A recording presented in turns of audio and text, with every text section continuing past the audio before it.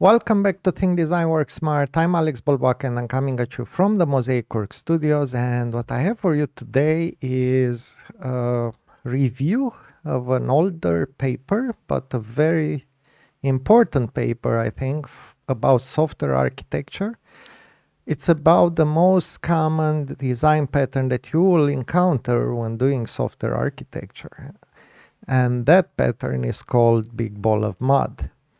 This is a paper that I wish more people would read. It's very interesting and very important. I think it's fundamental to software architecture. So let's jump right into it. Big Ball of Mud is it's a pretty long paper. It's written by Brian Footy and Joe Yoder. We had Joe Yoder on this channel. He's a very interesting guy who I've met a few times and I had a lot of fun with. So, hi, Joe, if you are watching this. And it's really well written and it captures some very interesting parts about software architecture. So this was published, Saturday, June 26, 1999. I told you it's quite old. But in our software architecture, the old things tend to be quite good. And it's been presented at Patterns Language of Programming conference, which is a patterns conference. And the extension actually of the design patterns, if you know the community that did design patterns, is larger and is looking at patterns in various areas. And one of them was in architecture. Now, what you have here is, I'm not going to read the whole thing, but I'm going to go through some highlights that I believe are important. So let's look first at an introduction. While much attention has been focused on high-level software architectural pattern, what is in effect the de facto standard software architecture is seldom discussed. This paper examines the most frequently deployed of software architectures, the big ball of mud. A big ball of mud is a casual, even haphazardly structured system. Its organization, if one can call it that, is dictated more by expediency than design. Yet its enduring popularity cannot merely be indicative of a general disregard for architecture. These patterns explore the forces that encourage the emergence of a big ball of mud and the undeniable effectiveness of this approach to software architecture. What are the people who build them doing right? If more high-minded architectural approaches are to compete, we must understand what the forces that lead to a big ball of mud are and examine alternative ways to resolve them. So it's, as you can see, the paper starts by stating that this is one of the most common architectures, and it definitely was back then. Honestly, I'm not sure how much it still is, but I believe it probably is. Even with microservices, which has become kind of the de facto standard for modern enterprise architecture, you can easily turn microservices into a big ball of mud by not following the rules of microservices. So let's look at then what it's talking about. And it's talking about 7 patterns: big ball of mud, throwaway code, piecemeal growth, keep it working, shearing layers, sweeping it under the rug, and reconstruction. And let's see first an explanation. What is going on here? Why does a system become a big ball of mud? Sometimes big ugly systems emerge from throwaway code. Throwaway code is quick and dirty code that was intended to be used only once and then discarded. And you've probably seen this. You've said, okay, let's try this out. And then after a while, that thing works. And generally in programming, if one thing works, it tends to stay there, right? And you keep dealing with it. So this is one of the first forces. But then there's a second one.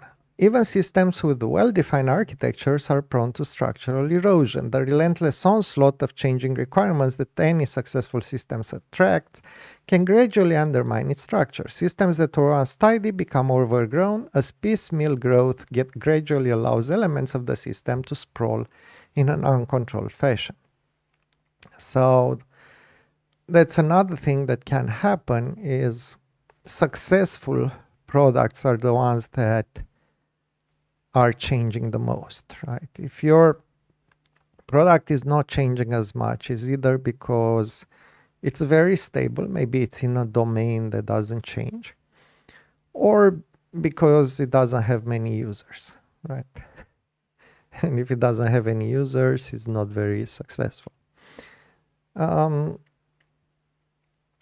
So there's the second one. The third one is keep it working. A major flood, fire, or war may require that a city be evacuated and built from the ground up. More often, change takes place a building or block at a time while the city as a whole continues to function. Once established, the strategy of keeping it working preserves a municipality's vitality as it grows. Systems and their constituent elements evolve at different rates. As they do, things that change quickly tend to become distinct from things that change more slowly. The shearing layers that develop between them are like fault lines or facets that help foster the emergence of enduring abstractions. So keep it working. Maybe you've heard managers saying, okay, don't touch that part. We don't touch that part of the code. Because we want to keep things working. That's one possible symptom of this. And the shearing layers stuff is, when things evolve at different speeds. One of the interesting things about software architecture that is hard to see if you don't have enough experience is that the different parts of your system are exposed to different forces that ask them to grow with different speeds. Domain-driven design has got it right. So what domain-driven design is doing is splitting a domain, which is basically something that is separate from technology and even from business. It's more fundamental, into separate parts that each have their own evolution speed, and then treat them separately. And this is what makes architectures following domain-driven design to be more stable, assuming that you can identify the subdomains, because subdomains, and actually the bounded contexts they can be in flux. And okay, sometimes you don't get them if you don't have enough domain knowledge, enough access to domain experts and so on. But sometimes they actually change because the world changes and the domain changes with them. But when those things change, it's likely that you would anyway need to change your architecture because the forces are too big in that case. But in general, the idea of domain-driven design is to figure out which are the parts that change at different speeds. And that's actually the idea of modular architecture. And but DDD got it exactly right. So a simple way to begin to control the decline is to cordon off the blighted areas and put an attractive facade around them. We call this strategy sweeping it under the rug. In more advanced cases, there may be no alternative but to tear everything down and start over. When total reconstruction becomes necessary, all that is left to salvage is the patterns that underlie the experience. Okay. So you see, this is very, how would I say, very honest. I think very honest and very open about how software architecture works. And that's precisely right. There are various forces that push software architecture in various directions. Some of them are good, some of them are not that good. And part of it is because we need this development. We need this time to understand, this time for ideas to grow, to mature, right? For ideas to cook, as I like to say. You need to let the ideas cook. And if you stop the process in the middle, what you end up with is half-cooked meals, and that's kind of what a big ball of mud is. I'm gonna read another phrase because this is really well written, by the way. So, as an author, I can only appreciate how nice this is. A certain amount of controlled chaos is natural during construction. It can be tolerated as long as you clean up after yourself eventually. Even beyond this, though, a complex system may be an accurate reflection of our immature understanding of a complex problem. Precisely what I was saying. Ideas need to cook. The class of systems that we can build at all may be larger than the class of systems we can build elegantly, at least at first. A somewhat ramshackle rat's nest might be a state-of-the-art architecture for a poorly understood domain. This should not be the end of the story, though. As we gain more experience in such domains, we should increasingly direct our energies to gleaning more enduring architectural abstractions from them. The way I like to say it is, so decision making in architecture is not that pleasing, let's say. It's not that nice. You make decisions with incomplete information. The decisions that you make will necessarily be wrong, or some of them. So you always, if you are really aware of these things, an architect should always have a backlog of architecture refactoring tasks, which may mean, okay, if we need to move responsibilities from this component to that component, or change the API of that component, or restructure the database, maybe split a database in two, or maybe merge databases, or there are a bunch of things that you need to do, and these are just very simple examples, but these can get much more complex. Like maybe you want to switch for a part of the system from synchronous calls to event driven. This is not simple. Maybe you want to switch from module inside the monolith to a microservice. Again, none of these things are simple. None of these things are basic. But if you manage to structure them well enough in small steps, I believe that you can do those in parallel with the actual development, as long as you take the time. Yeah. So let's look then into the forces. A number of forces can conspire to drive even the most architectural conscientious organizations to produce big balls of mud. These pervasive global forces are at work in all the patterns presented. Among these forces, time. There may be not enough time to consider the long-term architectural implications of one design and implementation decisions. Yeah. Ideas need to cook. Cost. Architecture is expensive, especially when a new domain is being explored. Getting the system right seems like a pointless luxury once the system is limping well enough to ship. An investment in architecture usually does not pay off immediately. Actually, I believe this is one of the things that has changed since. So in 1999, we had more desktop type applications that you need to build, package, and then deliver, and it was pretty difficult to upgrade them.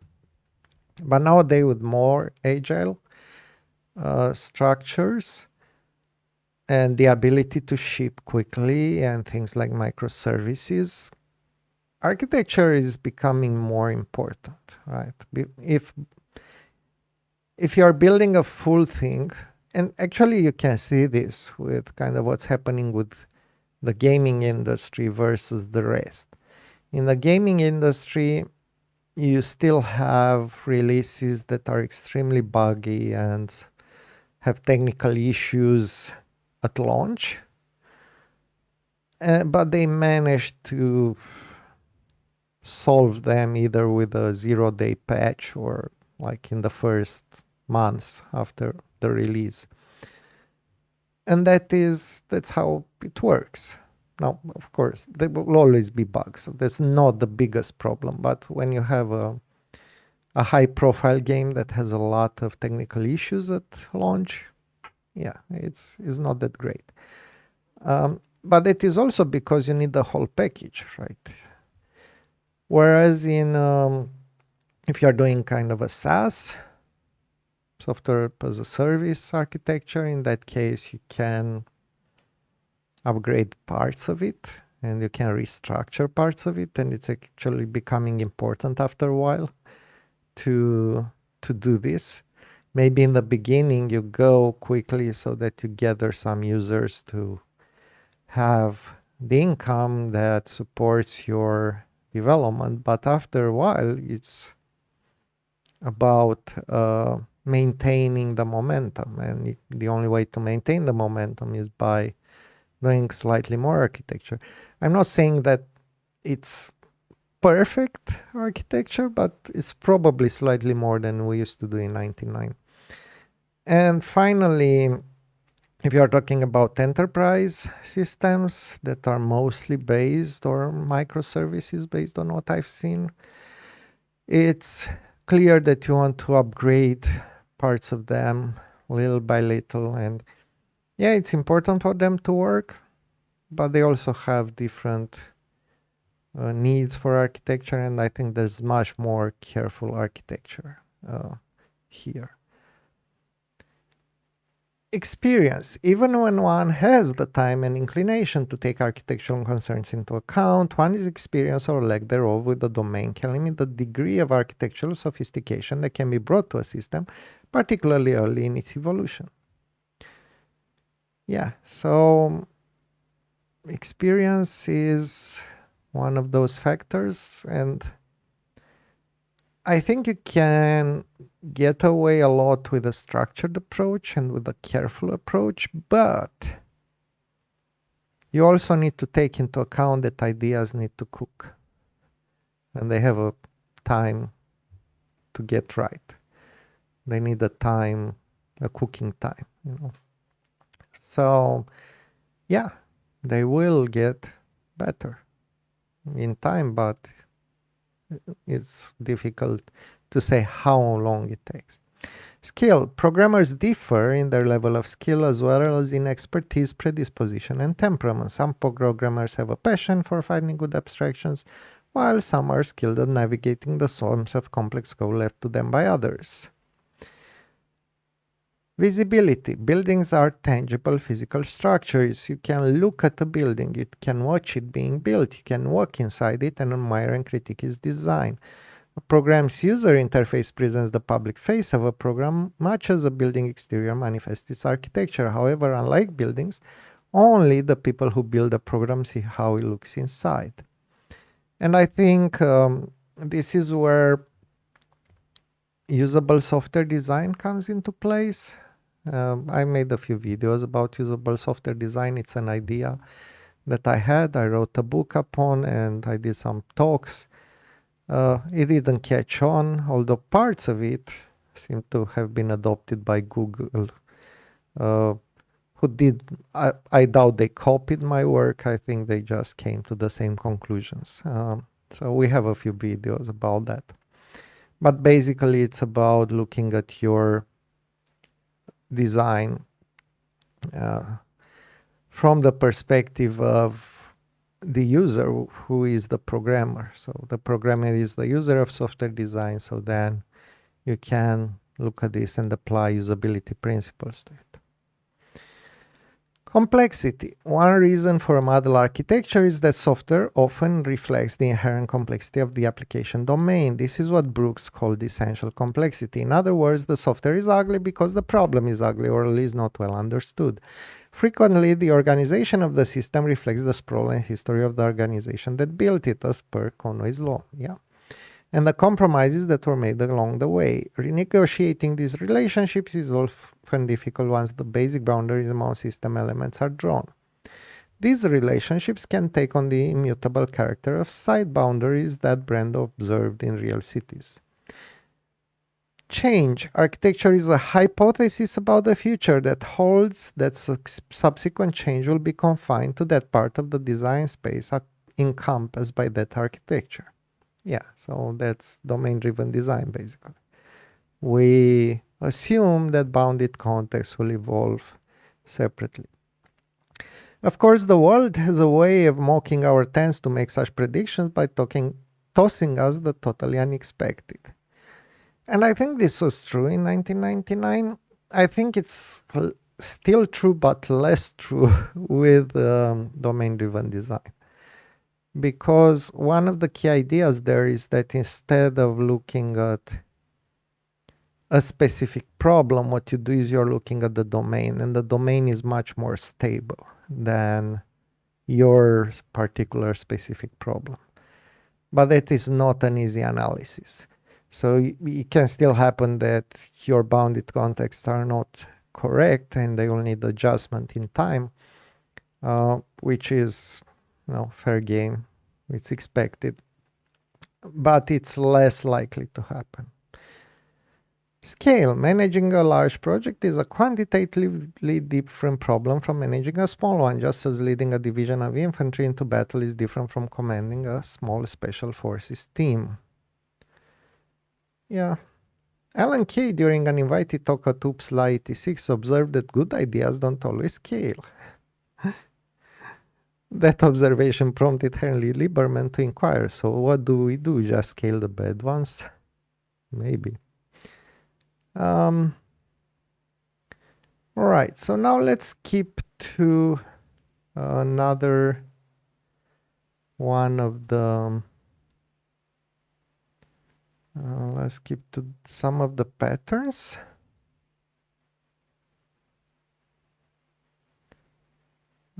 Okay.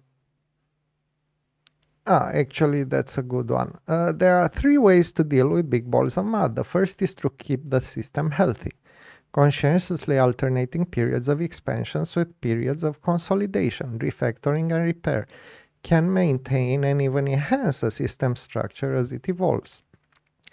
The second is to throw the system away and start over. The reconstruction pattern explores this drastic but frequently necessary alternative. The third is to simply surrender to entropy and wallow in the mire. So basically, we can have sprints followed by refactoring, rebuild, rewrites, and the third one is just deal with it, And since just build with it is kind of the middle option, I guess it's no question why most teams pick it and why this is still an important one. Okay, so let's now go through a few of the patterns. Throw away code.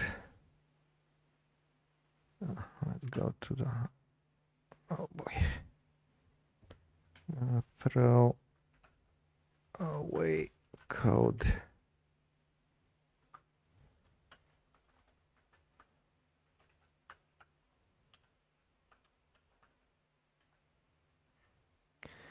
All right. Alias. Quick hack, clean Xcode, disposable code scripting, killer demo, permanent prototype, Boomtown. So this is you need an immediate fix for a small problem or a quick prototype or a proof of concept. Time or lack thereof is frequently the decisive force that drives programmers to write throwaway code. Taking the time to write a proper, well-thought-out, well-documented program might take more time than is available to solve the problem, or more time than the problem merits.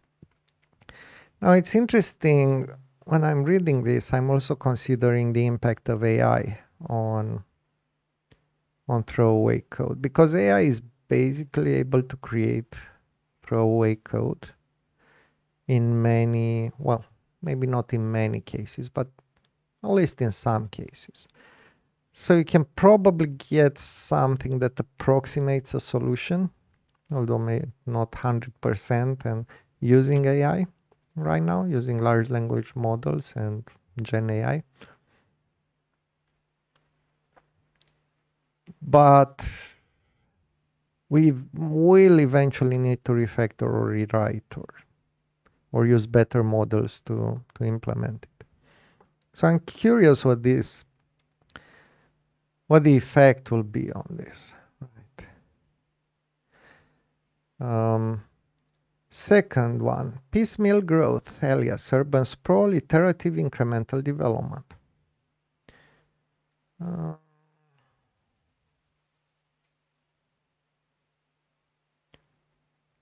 So let's see where to read from this.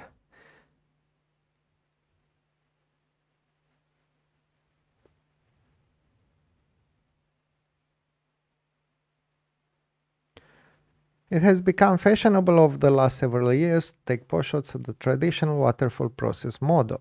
Yeah. In the days before waterfall development, programming pioneers employed a simple, casual, relatively undisciplined code-fix approach to software development. Given the primitive nature of the problems of the day, this approach was frequently effective. However, the result of this lack of discipline was all too often a big ball of mud.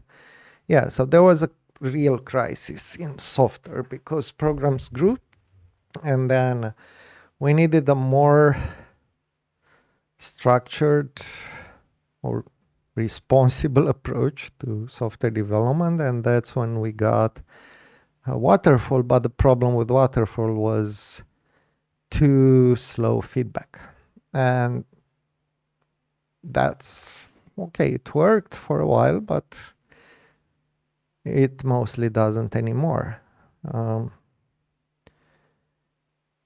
The waterfall approach arose in response to this muddy morass. While the code and fix approach might have been suitable for small jobs, it did not scale well. As software became more complex, it would not do to simply gather a room full of programmers together and tell them to go forth and code. Well, that's kind of what Agile is. Only, well, if done well, you split a larger problem into smaller problems. Okay. And then today's designers are confronted with a broad onslaught of changing requirements. It arises in part from the rapid growth of technology itself and partially from rapid changes in the business climate, some of which is driven by technology. Customers are used to more sophisticated software these days and demand more choice and flexibility. Products that were once built from the ground up by in-house programmers must now be integrated with third-party code and applications. Yeah, more and more with APIs. User interfaces are complex, both externally and internally. Indeed, we often dedicate an entire tier of our system to their care and feeding. Change threatens to outpace their ability to cope with it. Master plans are often rigid, misguided, and out of date. Users need change with time. Therefore, incrementally address forces that encourage change and growth, allow opportunities for growth to be exploited locally as they occur, refactor unrelentingly. Well, I know it as relentless refactoring and merciless refactoring actually, from extreme programming. So this is piecemeal growth. The next one is keep it working. Alias vitality, baby steps, daily build, first do no harm. Now, continuous integration has become a big part now of all the teams, but the real meaning of continuous integration was not you have a server that builds everything for you. It was more like, let's have a build with everything at least daily, with all the changes. So this is what Keep It Working is about. Once a city establishes its infrastructure, it is imperative that it be kept working. For example, if the sewers break and aren't quickly repaired, the consequences can escalate from merely unpleasant to genuinely life-threatening. People come to expect that they can rely on their public utilities being available 24 hours a day, including internet. Am I right? They rightfully expect to be able to demand that an outage be treated as an emergency. Software can be like this. Often a business becomes dependent upon the data driving it. This was in 1999. Today, almost all businesses are dependent on the data. Businesses have become critically dependent on their software and computing infrastructure. Yeah. There are numerous mission-critical systems that must be on the air 24 hours a day, 7 days per week. If these systems go down, inventories cannot be checked, employees cannot be paid, aircraft cannot be routed, and so on. And not only that. Maintenance needs have accumulated, but an overhaul is unwise since you might break the system. Yeah. Therefore, do what it takes to maintain the software and keep it going, keep it working. So this is another one of the patterns. And the next one is sharing layers. The notion of sharing layers is one of the centerpieces of brands how buildings learn. Brand in turn synthesize these ideas from a variety of sources, including British designer Frank Duffy and ecologist Harvey O'Neill. Okay. So basically, software systems cannot stand still. Software is often called upon to bear the brunt of changing requirements because being as that is made of bits, it can change. Yeah, so that's one of the big things about software. Software is different from hardware in the sense that software can change much more easily than hardware, which means that inevitably there's an expectation for it to change. This is one of the challenges of software development. But then if we look at change, we realize what they are saying here. Different artifacts change at different rates. Therefore, factor your system so that artifacts that change at similar rates are together. And this is the key idea with coupling and cohesion. Low coupling, high cohesion means basically that the things that change together stay together, and the things that and are separate from the things that change at different speeds. So, yeah.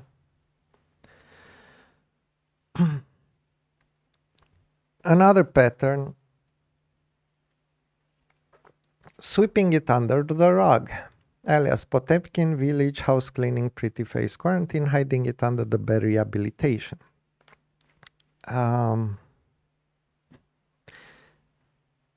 There are reasons other than aesthetic concerns, professional pride and guilt for trying to clean up messy code. A deadline may be nearing and a colleague may want to call a chunk of your code. If you could only come up with an interface through with which it could be called, if you don't come up with an easy to understand interface, you'll just use someone else's, perhaps inferior code. Yeah. There's a limit to how much chaos an individual can tolerate before being overwhelmed. Course. Overgrown, tangled, haphazard spaghetti code is hard to comprehend, repair, or extend, and tends to grow even worse if it is not somehow brought under control.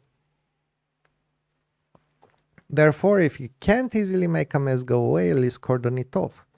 This restricts the disorder to fixed area, keeps it out of sight, and can set the stage for additional refactoring. And they are mentioning the facade. The facade design patterns is one of the best, it's one of my favorites actually, because you can take any mess and add something in front that turns it into a usable thing and comprehensible by people wanted to call it. So It's really great.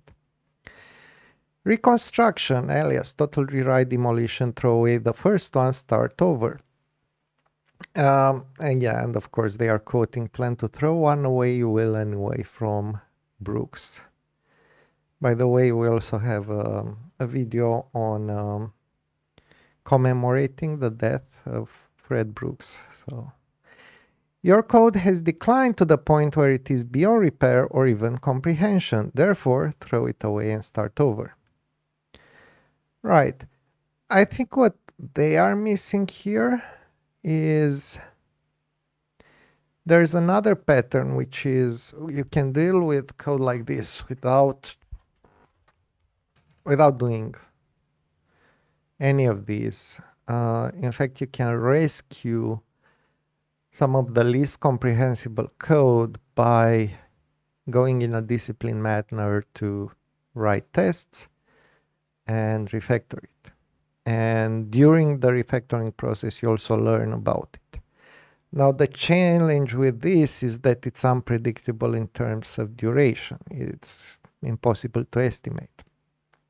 But there are a bunch of methods, and the most common one is Michael Feather's method, but I also have proposed one, which is refactoring through pure functions, and we also have a few videos on that. All right. And a bit of a conclusion. In the end, software architecture is about how we distill experience into wisdom and disseminate it. We think the patterns here stand alongside other work regarding software architecture and evolution that we cited as we went along. Still, we do not consider these patterns to be anti-patterns. There are good reasons that good programmers build big balls of mud. This is a very interesting stance. It may well be that the economics of the software world are such that the market moves so fast that long-term architectural ambitions are foolhardy, and that expedient slash and burn disposable programming is, in fact, a state-of-the-art strategy. The success of these approaches, in any case, is undeniable and seals their patternhood. People build big balls of mud because they work. In many domains, they are the only things that have been shown to work. Indeed, they work where loftier approaches have yet to demonstrate that they can compete. So this is only part of the paper, and I highly encourage you to read through it. I think it's particularly interesting to read it now, 26 years after being written.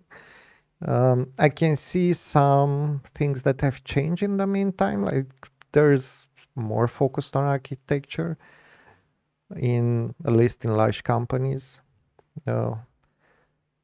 And there are some styles like microservices that's kind of caught on and at least structures your code in a way. It's not always applied as well as it should, but it introduces certain constraints that force you in directions that are at least better than spaghetti and what they are discussing here. So maybe big balls of mud are not that common anymore. I don't know. What do you think? Let us know in the comments. I'm really curious to hear from you. Have you seen a big ball of mud? Have you seen one recently? Is it one of the older code bases, or is it like a newer microservices era thing?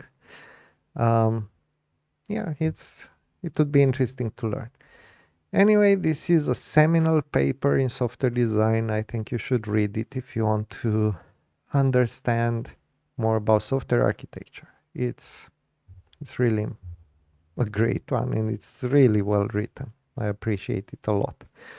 And we have a bunch of other videos that you can look at in combination with this one, like the interview with Joe Yoder, which was particularly interesting in terms of patterns and all that. Thank you kindly for the view. And until next time, remember to think, design, and work smart. See you next Saturday.